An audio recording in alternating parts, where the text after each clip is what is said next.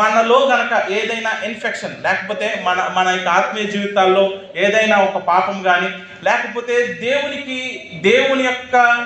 మరి వాక్యానికి విరుద్ధమైనది లేకపోతే దేవుడు ఏదైతే చెయ్యొద్దు అని చెప్తున్నాడో దాన్ని గనక మనం చేస్తూ దాంట్లోనే గనక మనం కొనసాగుతూ ఉన్నట్లయితే ఆ ఇన్ఫెక్షన్ చిన్నదేలే లేకపోతే ఇది చిన్న పాపమేలే లేకపోతే దీనివల్ల నాకు వచ్చే పెద్ద నష్టమే లేదులే అని గనక మనం అనుకుంటే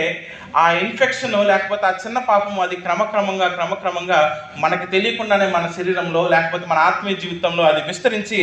అది మన యొక్క కన్నులను ఏం చేస్తుంది, అది చెడిపోయేలా చేస్తుంది. దాన్ని బట్టి ఏమవుతుంది, మన యొక్క కన్నులు చీకటిమయమైపోతాయి, మన ఆత్మీయ జీవితాలు మరి అంధకారం అయిపోయేటువంటి స్థితిలోనికి మనం వెళ్ళిపోతాం. లేకపోతే మనము ఆత్మీయమైనటువంటి మరి